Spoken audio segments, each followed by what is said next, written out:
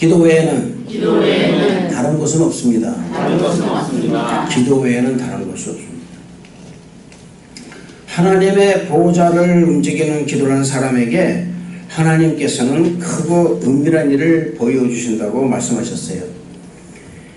하나님의 크고 은밀한 일이란 하나님의 그 은밀한 비전을 보여주신다는 것을 의미하는 것입니다.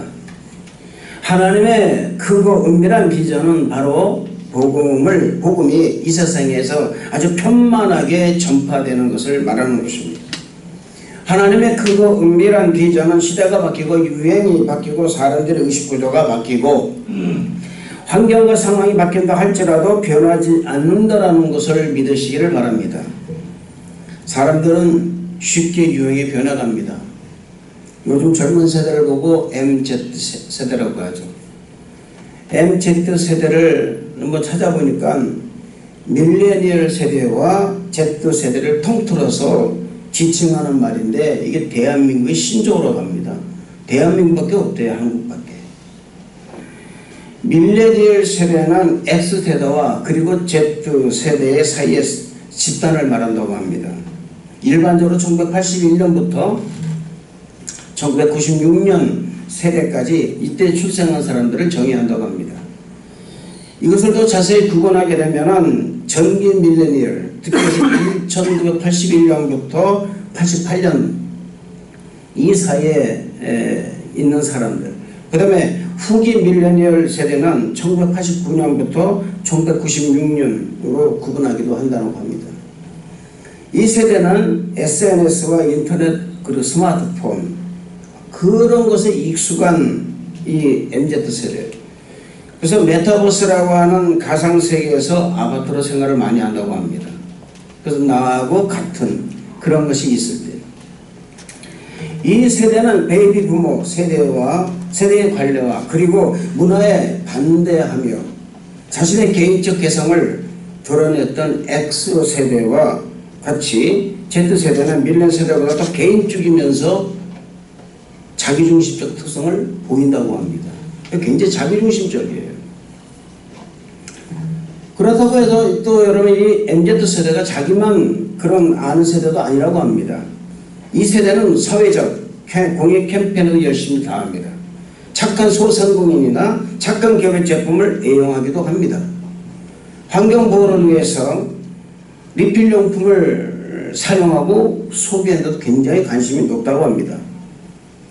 그 다음에 문제가 뭐냐면 이로 말미암아서 오히려 부의 양극화가 이루어진다는 것이 문제라는 거예요. 극단적인 개인화를 불러일으킴으로 말미암아서 아름다운 경쟁 심리보다는 부모에 의한 의존도가 너무 높아서 부익부 빈익빈의 격차가 더욱더 벌어졌다는 것이 바로 비판을 받기도 한다는 것입니다.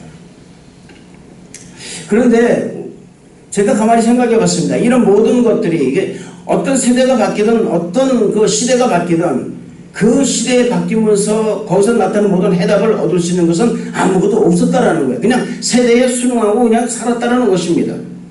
그 시대에 그냥. 그래서 이 세대를 회복할 수 있고 해결할 수 있는 길은 뭐냐? 이 세대와 시대를 초월해서 역사하시는 하나님밖에 없다라는 것이 결론이 나왔어요. 할렐루야. 어떻게 생각하면 여러분 우리 신앙인들은요, 우리 믿는 성도들 어떤 시대를 따르는 것이 아닙니다. 사실 젊은사도 마찬가지예요. 어떤 세대를 따르는 것이 아니에요. 우리는 예수 그리스도를 따라가야 한다는 것입니다. 그래서 로마서 12장 1절 말씀 보면 이렇게 말씀을 너희는 이 세대를 본받지 말고 오직 마음을 새롭게 변화를 받아 하나님의 선하시고 기뻐하시고 온전하신 무엇인지 분별하도록 하라는 이 말씀대로 하나님의 뜻을 따라서 뜻에 순종하고 살아가는 세대, 이런 세대가 아주 어떻게 생각하면 가장 이상적인 그리스도의 세대가 아닌가 저는 이렇게 봅니다. 그래서 이 그리스도의 세대는 사실은 이 세대가 결코 감당하지 못하는 그런 세대가 된다는 것입니다. 그런데 수많은 크리스천들이 지금도 보면은 세대를 따라가고 시대를 따라가고요, 환경을 따라가고 이성을 따라간다 그 말입니다. 오늘 여러분 말씀드린 뭡니까? 기도 외에는 다른 것은 없습니다. 아멘. 우리가 여러분 세대를 이길 수 있는 길은 뭡니까? 기도밖에 없다라는 거예요. 하나님 믿는 사람은 두 종의 세대를 경험하고 살아갑니다. 하나는 세상의 세대입니다. 또 하나는 믿음의 세대인 것입니다. 우리가 경험하는 세상의 세대는 유행과 인간의 의식, 감각, 감정 이런 모든 의식 가운데 많은 변화를 가져오고 바뀌지만 하나님의 세대는 오직 하나의 세대인 것입니다. 그래서 요즘 세대가 뭡니까? 이 MZ 세대는요 간섭받기 싫어해요. 예배도 마찬가지로 여러분 이제 예배를 내가 등심을 드려요. 예배를 드리고 싶지 않으면 안 드리는 거예요. 어떻게 생각하면 자기중심적이 너무나 강하다 그 말입니다. 여러분 하나님께서는 우리가 여러분 이 드리는 예배를 받으실까요? 안 받으실까요? 어떻게 생각하십니까 여러분?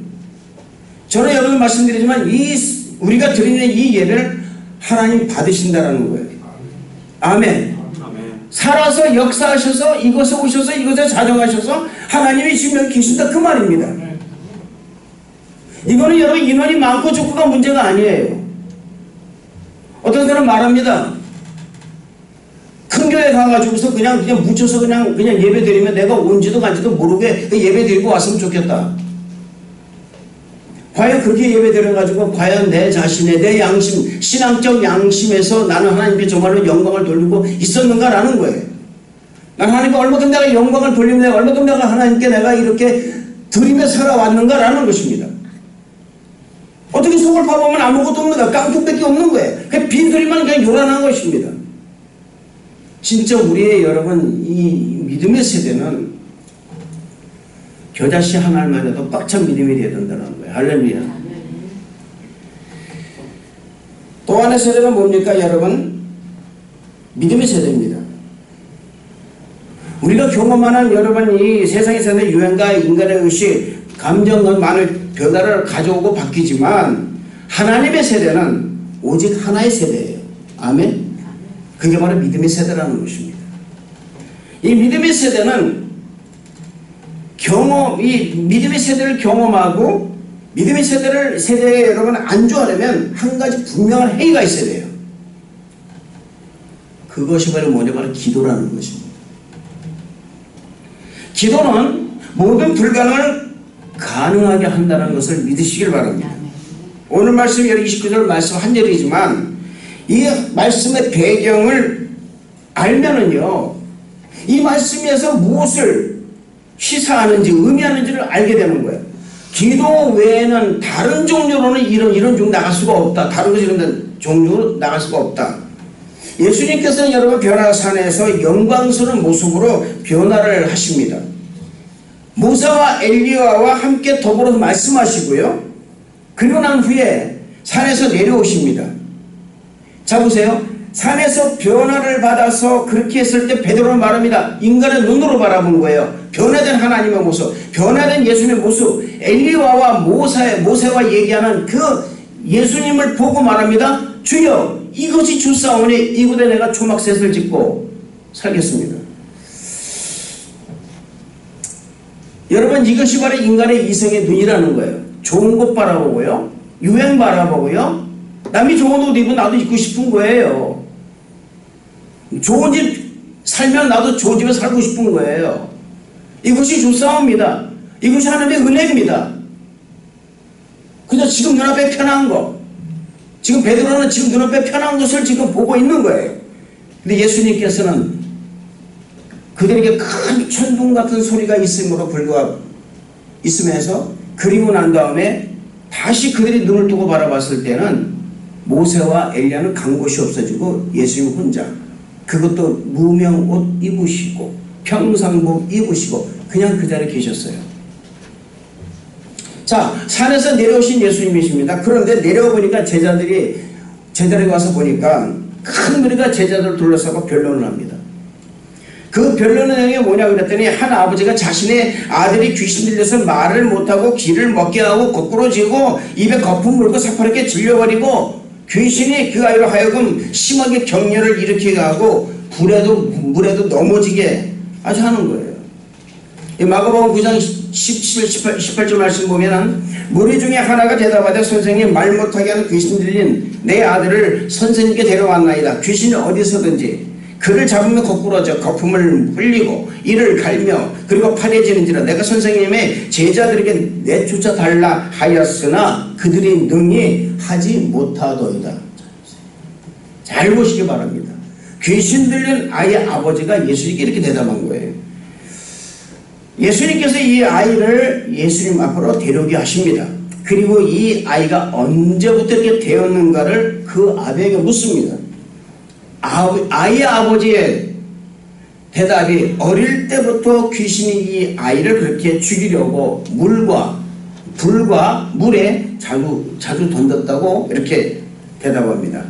그러면서 이런 말하죠. 그러나 무엇을 하실 수 있거든 우리를 불쌍히 여기사 도와주옵소서. 여러분 우리의 기도가 여기에 머문다는 것을 잊어서는 안 됩니다. 이게 문제라는 거예요. 무엇을 하실 수 있거든 우리를 불쌍히 여기사 도와주옵소서. 여기에서 여러분이 보면은요 지금 이 아이의 아버지는 헬퍼의 개념밖에 예수님을 믿지 않는 거예요. 주관은 자기 자신이에요. 내가 기도 제목을 이렇게 하고 일을 이렇게 하고 나서 하나님 이걸 도와주옵소서 이걸 역사해 주옵소서라는 것이라 그 말입니다. 그런데 이 말을 들으신 예수께서 유명한 말씀을 남기죠. 할 수 있거든이 무슨 말이냐. 믿는 자들에게는 능치 못한 일이 없느니라. 할렐루야. 네. 그때 이 아이 아버지의 정신이 확 들어갑니다. 그러고 말합니다. 내가 믿나이다. 나의 믿음 없는 것을 도와주소서. 해봅시다. 내가 믿나이다. 나의 믿음 없는 것을 도와주소서. 여러분 조금 아까 그러나 무엇을 하실 수 있거든 우리를 불쌍히 여기서 도와주소서 이 말과 내가 믿나이다 나의 믿음 없는 것을 도와주소서라 이 말은 전혀 다르다는 것입니다. 이 말을 들으신 예수께서 이 아이에게 들어간 귀신을 향해 꾸짖습니다. 말 못하고 못 듣는 귀신아 내가 네게 명하노니 그 아이에게서 나오고 다시 돌아가지 말라 말씀하십니다. 예수님이 꾸짖는 이 말씀에 귀신이 소리를 지르며 아이로 심하게 경련을 일으키고 죽일 듯 기절하게 한 후에 귀신이 떠나가고 아이는 일어나서 자신의 집으로 간 후에 제자들이 이렇게 말합니다. 왜 우리는 어찌하여 능히 귀신을 쫓아내지 못하였나이까? 이 질문에서 예수님께서는 오늘 정말 말씀하십니다. 왜 우리는 귀신을 쫓아내지 못했습니까? 이 질문에 예수님께서는 기도 외에 다른 것으로는 이런 종류가 나갈 수 없느니라. 할렐루야. 여러분 예수님께서는 귀신에 대해서 뭐라고 말씀하셨어요? 이런 종류라고 말씀하셨어요. 이런 종류. 이 말씀을 귀신한 종류를 내쫓는 가장 강력한 무기는 뭐냐? 기도밖에 다른 것으로는 이길 수가 없다는 것을 말씀하겠다 그 말입니다. 이것을 좀 더 정확하게 말씀을 드리자면 아무리 불가능한 일이라 할지라도 전심으로 믿고 온 힘을 다하여 기도하는 사람에게는 불가능한 일이라도 가능하게 하신다는 것을 말씀하고 있는 거예요. 할렐루야. 그러나 우리가 한 가지 혼동하지 말할 것이 있습니다. 그것은 세상에서 사용하는 불가능이 없다라는 말과 그리스도인들이 사용하는 불가능이 없다는 말에는 분명한 차이가 있다는 것입니다. 예수님 믿지 않는 사람들은 자신의 잠재력을 개발하고 능력을 100% 발휘함으로 말미암아서 의식 속에서 불가능은 없다. 마치 이거는 여러분 나폴레옹이 말했듯이 나의 사전은 불가능이 없다라는 말과 같은 것입니다. 그런 나의 잠재력과 내가 가진 실력과 스펙 그리고 그 모든 것들을 통해서 나는 불가능이 없다라는 것을 말하는 것이고, 그러나 우리 그리스도인들은 자신의 능력으로는 최선을 다할 때 불가능이 없다 하는 것이 아닙니다. 주님의 능력으로 불가능이 없다라는 거예요. 할렐루야. 나는 할 수 없지만은 하나님이 계시면 할 수 있다 그 말입니다. 그래서 사람으로서 할 수 없으되 하나님으로는 할 수 있느니라는 이 말씀이 나온 거예요. 저는 사랑하는 성도 여러분들이 정말 나는 할 수 없으되 하나님은 할 수 있느라는 이 말씀을 가슴팍 깊이 새기시기를 주님 이름으로 축원을 드리겠습니다. 오늘 말씀은 기도에 다른 것으로 이런 중 나갈 수 없느라는 이 짧은 말씀이지만 이 말씀이 의미하는 것은 모든 그리스도인들에게 필요한 말씀이고 가슴에 반드시 새겨 들어야 할 아주 귀하고 중요한 말씀이 된다는 사실입니다. 첫째로 기도 외에 이런 종류가 나갈 수 없다라는 여기에는요, 이 기도는 하나님을 바로 알고 기도해야 됩니다.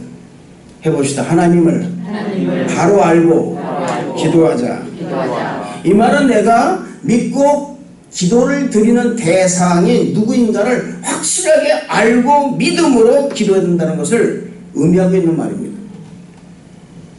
변화산에서 내려오신 예수님은 제자들이 서기관들과 변론하고 있는 이유를 물으셨어요.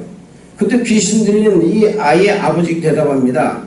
무리 중 하나가 대답하되 선생님, 말 못하게 귀신 들린 내 아들을 선생님께 데려왔나이다. 귀신이 어디서든지 아까도 말씀드렸죠. 그를 잡으면 거꾸러져 거품을 흘리며 이를 갈며 그리고 파리에 지는지라. 내가 선생님의 제자들에게 내주자라 하였으나 그들이 능히 하지 못하더이다 라고 말합니다. 이 아이의 아버지는요, 지금 예수님 제자들에게 이 아이를 데려왔습니다. 그런데 사실 이 아이를 데려온 것은 뭡니까? 예수님께 데리고 온 거예요. 그런데 이 아이의 아버지는 한 가지 소식을 들었습니다. 그것이 어떤 소식이냐면은 제자들도 이미 전도 여행을 하면서 귀신을 쫓아내는 그런 경험이 있음을 알고 있었다라는 것입니다. 70인을 내보낼 2명씩 짝을 쳐서 내보냈을 때 우리 예수님이 말씀하시죠. 너희가 다른 데 가지 말라. 잃어버린 이스라엘의 그 어린 양들에 가라. 그곳에 가면서 말씀하시면서 너희는 뱀같이 지혜롭고 비둘기같이 순결해라. 그런데 이들이요, 여러분 가면서 돌아와서 뭐라고 말씀하시죠? 이렇게 말을 합니다. 주여, 우리가 가서 귀신도 쫓아냈나이다. 병도 고쳤나이다. 그러니까 예수님이 말씀하십니다. 너희가 병 고치는 것인지 귀신도 쫓아내는 것을 좋아하지 말라. 악한 원수 마귀가 하늘에서 별이 떨어지는 것도 더 중요하게 여기라, 그 말입니다. 우리 사랑하는 성도 여러분, 우리가 예수님 믿는 것은요, 어떤 병 고침의 역사라든지 어떤 큰 기적이라는 그걸 보고 예수 믿는다면은 그 기적이 없어지면은 예수 믿는 의미가 사라진다는 것입니다.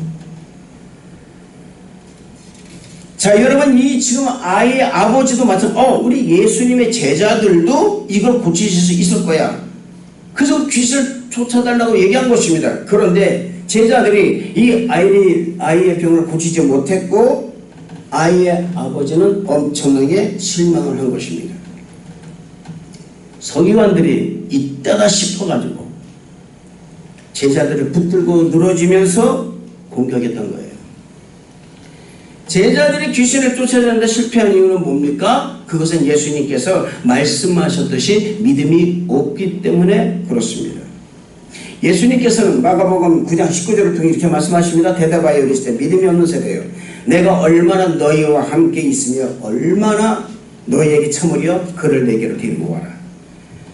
같은 내용의 여러분 내용에 마태복음 17장 17절의 말씀과 20절의 말씀 보면 이렇게 말합니다. 먼저 17절의 말씀 보면은 믿음이 없고 패역한 세대요, 내가 얼마나 너희와 함께 있으며 얼마나 너희에게 참으리요. 20절에 말씀하십니다. 너희 믿음이 작은 까닭이니라. 진실로 너희에게 이르노니 겨자씨 한 알만큼만 있어도 너희 믿음이 이 산을 명하여 저리로 옮겨지라 하면 옮겨질 것이요 또 너희가 못할 것이 없느니라. 할렐루야. 여러분, 이 말씀 보면요, 믿음이 없는 세대요 라고 말씀하신 것은 대중을 향해서 말씀하신 거예요. 다르다 그 말입니다. 대중을 향해서 말씀하신 거예요. 그런데 너희 믿음이 작은 까닭이니라, 이 말씀 무슨 말씀이냐면은 이거는 믿는 자, 쉽게 해서 제자들을 향해서 말씀하겠다 그 말입니다. 그래서 다른 거예요. 여러분, 믿음이 없는 세대는 이 세대를 말한다 그 말입니다. 예수를 믿지 않는 세대, 너희들은 믿음이 없다 그 말입니다. 그러나 믿음이 작은 것은 뭐냐면 작은 자들아, 믿음이 작은 자들아, 믿음이 적은 자들아, 너의 믿음이 작은 것이 아니라, 이 말은 뭐냐면 우리의 믿음이, 예수 믿고 나는 우리의 믿음이 작은 것을 말한다 그 말입니다. 저는 여러분에게 말씀드리지만 여러분 정말 큰 믿음을 가지시길 바랍니다. 여러분에게 부르짖으라 내가 응답하겠고 내가 지금 크고 은밀한 일을 내게 보이리라 말씀하셨어요. 하나님은 우리에게 원하시는 것이 있습니다. 그것이 뭐냐면 너희가 큰 믿음이 되라 그 말입니다. 작은 믿음이 되지 말라 그 말입니다. 종지만한 믿음이 아니라 그 말입니다. 그러면 작은 믿음이라서 뭐냐? 작은 믿음이라는 것은 아무리 큰 함지막 같은 엄청나게 큰 그릇을 가지고 있다 하더라도 그 그릇에 걸맞는 믿음이 있어야 되는데 꽉 차지 못한 믿음이 있기 때문에 믿음이 작아버리는 거예요. 여러분 이 컵에 물이 담겨져 있지만은 이 컵에 물이 가득 담겨져 있어요. 이 컵은요 여러분 아주 넉넉한 컵입니다. 넉넉한 것입니다. 그리고 사람의 마음에 보기에도요 굉장히 풍족해 보입니다. 그런데 아무리 크고 아무리 넓은 그런 그릇이라도 물이 조금만 들어있으면은 물론 여기 있는 컵보다는 많은 물일 거예요. 그럼에도 불구하고 작은 물이다 이렇게 말합니다. 달다 그 말이에요. 이 말씀은 뭐냐면은 여러분의 믿음이 작은 것이지만 겨자씨 하나만한 믿음이지만은 꽉 찬 믿음이 되라는 거예요. 할렐루야. 100%의 그 꽉 찬 믿음, 그 믿음을 가지고 있으면 그 믿음을 가지고도 이 산을 옮겨서 저 바다 던지라면 그 말한 대로 이루어지고 또 너희가 우리가 못할 것이 없다라는 것입니다. 사랑하는 성도 여러분, 오늘 여러분 우리는 한 가지 체크해봐야 됩니다. 이 제자들이 귀신을 몰아내지 못한 이유는 믿음이 없었던 것이 아니에요. 믿음이 없었다면 아예 가서 선포도 안 합니다. 그러나 믿음이 작았기 때문에 선포를 해도 나가지 않았다라는 거예요. 여러분은 어떠십니까? 여러분의 믿음은 어떠십니까? 작은 믿음입니까? 아니면 큰 믿음입니까? 아니면 아예 믿음이 없는 사람들입니까? 저는 여러분들에게 말씀드립니다. 오늘 여러분이 우리가 듣는 이 설교, 저도 마찬가지 듣는 이 설교를 통해서 나의 믿음의 현주소는 과연 어디에 있는지 어느 만큼인지 체크해보는 그런 시간이 되시기를 주님 이름으로 축원을 드리겠습니다. 우리는 귀신 들린 이 아이의 아버지의 믿음에 대하여 한번 살펴볼 필요가 있습니다. 아이의 아버지는 분명 예수님께 아이를 보이기 위해서 데려왔습니다.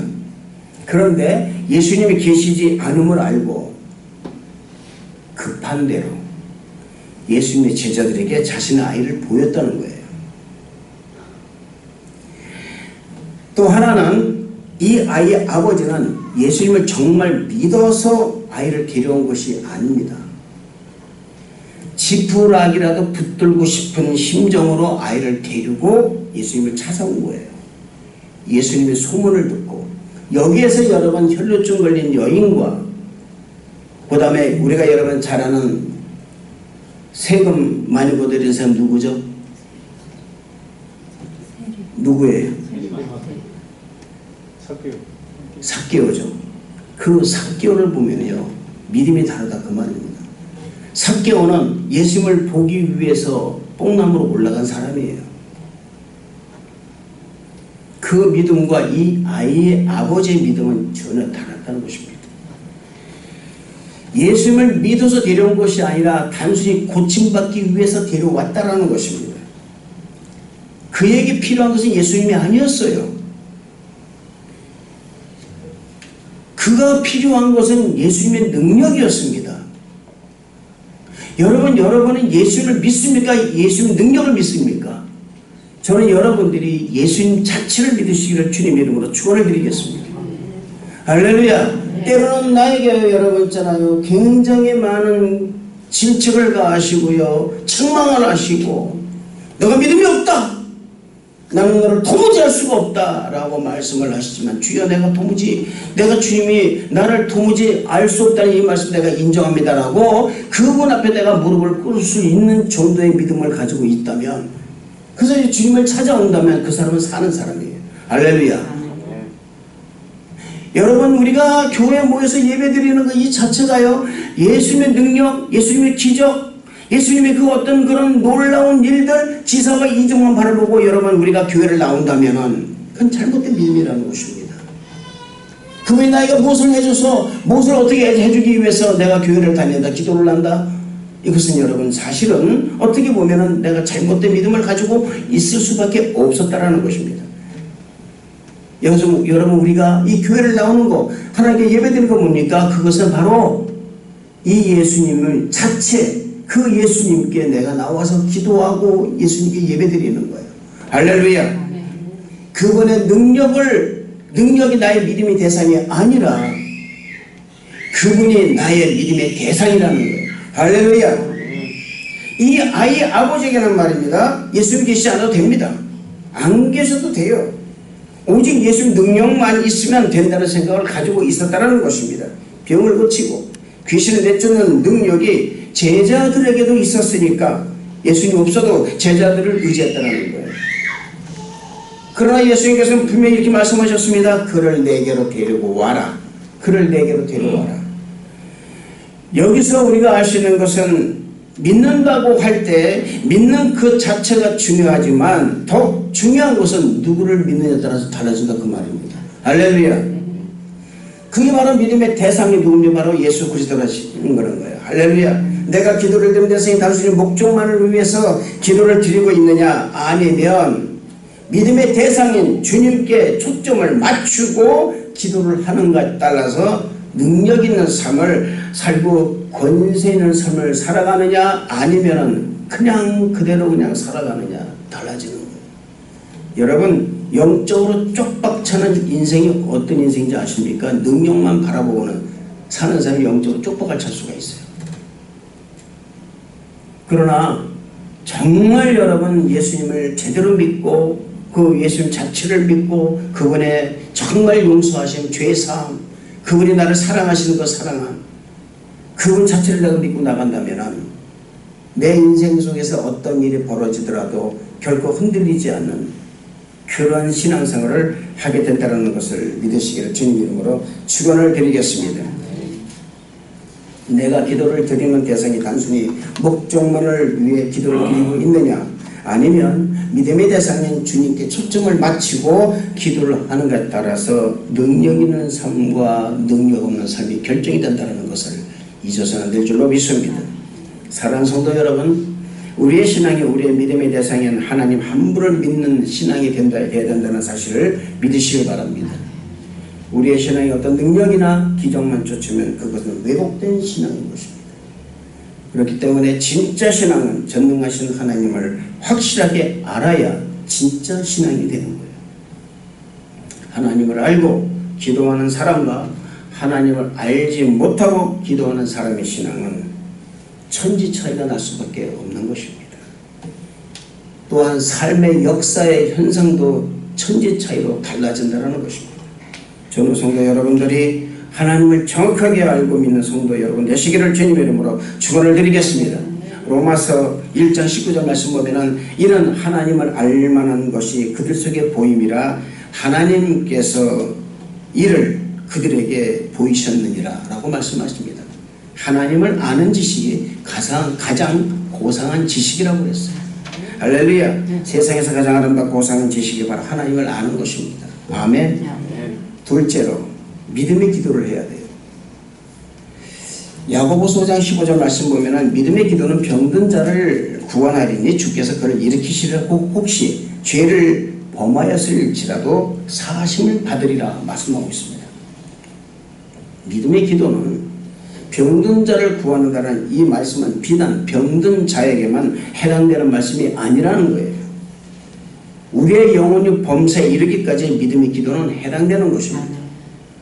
예레미야서 29장 12절 13절의 말씀은 너희는 내게 부르짖으며 내게 와서 기도하면 내가 너희들의 기도를 들을 것이요 너희가 온 마음으로 나를 구하면 나를 찾을 것이요 나를 만나리라 말씀하고 있습니다. 하나님께 부르짖으며 와서 기도하는 사람의 기도를 하나님이 들어주신다는 거예요. 할렐루야. 믿음을 가지고 온 마음으로 하나님을 구하면 하나님을 찾게 되고 만나 주시겠다고 말씀하겠다 그 말입니다. 마태복음 7장 7절 8절 말씀 보면 구하라 그리하면 너희에게 주실 것이요 찾으라 그리하면 찾아낼 것이요 문을 두드리라 그리하면 너희에게 열릴 것이니 구하는 이마다 받을 것이요 찾는 이가 찾아낼 것이요 두드리는 이에게 열릴 것입니다. 할렐루야. 전심으로 구하고 전심으로 찾고 전심으로 두드리는 자는 전심으로 기도하는 사람들입니다. 예수님께서 귀신 들린 아이를 고쳐주시고 제자들이 이렇게 말씀하십니다. 마태복음 17장 20절의 말씀에 이르시되 너희 믿음이 작은 까닭이니라 진실로 너희에게 이르면 너희 믿음이 겨자씨 하나만큼만 있어도 이사를 명하여 여기서 저기로 옮기라 하면 옮겨질 것이요 또 너희가 못할 것이 없느니라 이렇게 말씀하셨습니다. 오늘 말씀 여러분 기도 외에 다른 것에 이런 종류가 나갈 수가 없느니라는 이 말씀에는 이런 종류라는 것은 그 아이에게서 귀신이 떠나가고 말을 못하던 아이가 말을 하고 안 들리던 귀가 들리는 종류의 일이라는 것입니다. 그렇기 때문에 우리는 내가 믿는 믿음의 대상이 누구인가를 정확하게 알고 있어야 한다는 것을 잊어서는 안 된다는 것을 믿으시기를 주님 이름으로 축원을 드리겠습니다. 또 하나 믿음의 대상, 내가 기도하는 대상이 누구인가를 아는 사람은 이제 믿음의 대상을 향해서 전심으로 기도해야 된다는 겁니다. 할렐루야. 셋째로 쉬지 말고 기도해야 됩니다. 해봅시다. 쉬지 말고 기도하자. 데살로니가전서 5장 17절 말씀 보면 쉬지 말고 기도하라고 말씀하고 있습니다. 베드로전서 5장 8절 말씀 보면 근신하라 깨어라 너희 대적 마귀가 우는 사자와 같이 두고 다니며 성길자를 전다하니 너희는 믿음을 굳건하게 하여 그를 대적하라 이는 세상에 있는 너희 형제들 동일한 고난을 당하는 줄 알미라라고 베드로 사도는 성도가 악한 원수 마귀의 미혹과 유혹에 빠지지 않고 승리할 수 있는 가장 유일한 길은 뭐냐? 바로 기도밖에 없다라는 거예요. 할렐루야. 여러분 기도하시길 바랍니다. 교회 부흥도 기도해야 되는 거예요. 어떤 여러분 어떤 공동체 어떤 조직이 여러분 살려면은요 기도밖에 없습니다. 다른 것으로는 살 수가 없는 거예요. 여러분 가정 여러분이 어떻게 살립니까? 기도밖에 없습니다. 기도해서 하나님이 움직이셔야 되는 거예요. 여러분 기도는 하나님을 워킹하게 하십니다. 기도는요 하나님의 놀라운 보좌를 움직이게 하는 거예요. 기도는 하늘에 불이 떨어지게 한다 그 말입니다. 기도밖에 없다라는 거예요. 세대가 바뀌고 환경이 바뀌고 아무리 여러분 뭐 지금 MZ세대가 왔다 할지라도 기도하지 않으면 안 됩니다. 여러분 권세도 하늘을 나는 새를 떨어뜨리는 권세도 4년 5년이면 끝납니다. 아무리 여러분 좋은 것 많이 가지고 있어도요 1년 이상 가지고 있으면 실증 나는 거예요. 그러나 우리가 어느 곳에 있든지 어떤 상황이 있든지 내가 좋든 나쁘든 내가 좋은 상이 있든 하나님께서 나와 함께 하신다는 거예요. 그분은 변하지 않고 항상 그 자리에 함께 하신다는 것을 믿으시길 바랍니다. 할렐루야. 여러분 쉬지 말고 기도하는 것은 뭘 뜻하냐? 포기하지 않는 거예요. 힘을 다해 기도하는 것입니다. 하루 기도했다고 멈추는 것이 아닙니다. 한 달 동안 기도했다고 멈추는 것이 아닙니다. 포기해서는 안 됩니다. 일생을 다해서 포기하지 말고 중단하지 말아야 할 것이 바로 뭐냐? 기도라는 것입니다. 믿는 성도가 영적인 호흡인 기도를 쉬면 영적인 산소를 공급받지 못하게 되므로 결국은 죽음에 이르게 되는 것입니다. 기도밖에는 다른 것으로는 이런 종류가 나갈 수가 없는 것입니다. 내가 드린 기도는 반드시 응답받는다 라는 믿음을 가지고 기도하는 사람 여러분 다 되시기를 주님 이름으로 축원을 드리겠습니다. 마귀는 우리에게 말합니다. 적당히 기도하라. 오늘 기도했으면 됐다. 내일은 괜찮아. 하루 좀 쉬어도 돼. 또 말합니다. 너의 이름을 걸고 기도해라. 너의 이름을 내기 위해서 기도해라. 그 말입니다. 네가 이렇게 역사를 이렇게 해서 네가 이렇게 응답을 받으면 사람들이 너를 아마 굉장히 존경할 것이다. 내 이름으로 기도해라. 수많은 사람들이 기도를 합니다. 그들은 말합니다. 우리가 드리는 기도에 하나님이 함께 하십니다. 우리의 기도만이 응답받습니다. 우리의 기도 모임이 최고의 모임입니다. 그러나 저는 여러분에게 말씀드립니다. 사랑하는 성도 여러분, 최고의 모임은 없는 것입니다. 최상의 모임은 있어도 최고의 모임은 없는 거예요. 그 안에 성령의 충만함이 있느냐 없느냐, 성령께서 운행하시느냐 운행하지 않느냐, 성령께서 역사하시느냐 역사하지 않느냐.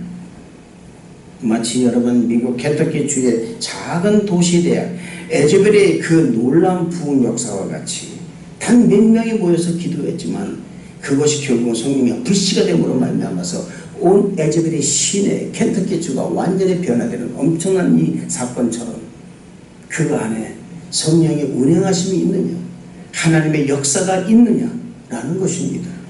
정말 내가 하나님을 의지하고 기도하느냐, 아니면 그냥 내가 좋아서 그냥 내 감정으로 기도하느냐. 이렇게 하면 응답받을 거야, 저렇게 하면 응답받을 거야. 기도 이거 하지 않으면 내가 마음이 불편해, 이렇게 기도해 마음이 편안해.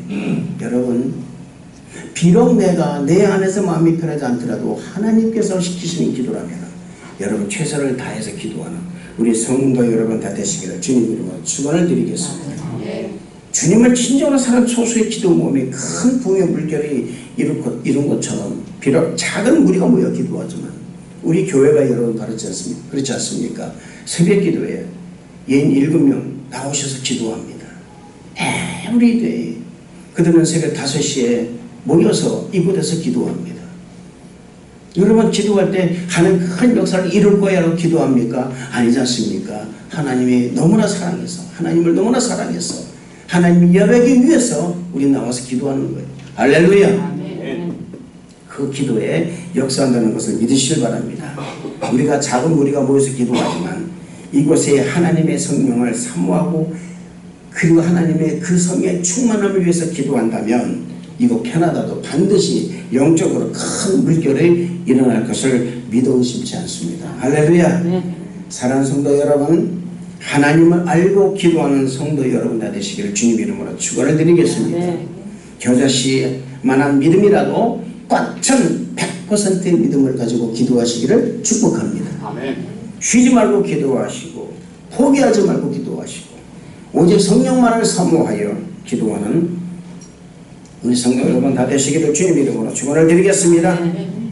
오늘 여러분, 우리는 어려서 귀신 들려서 괴로움을 당하던 아이가 치료를 받았듯이 비단 귀신 들린 것뿐만 아니라 영혼력 범사에 이르기까지 모든 일에 하나님의 역사와 기적을 여러분이 전심을 다해서 그 놀라운 기적을 체험하는 우리 성도 여러분 다 되시기를 주님 이름으로 축원을 드리겠습니다. 기도하겠습니다.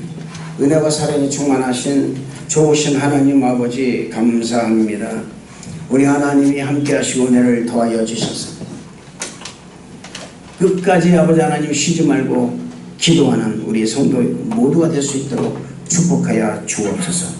하나님께서는 영광 받아 주시길 믿사옵고 예수님 이름으로 축복하고 기도합나이다. 아멘.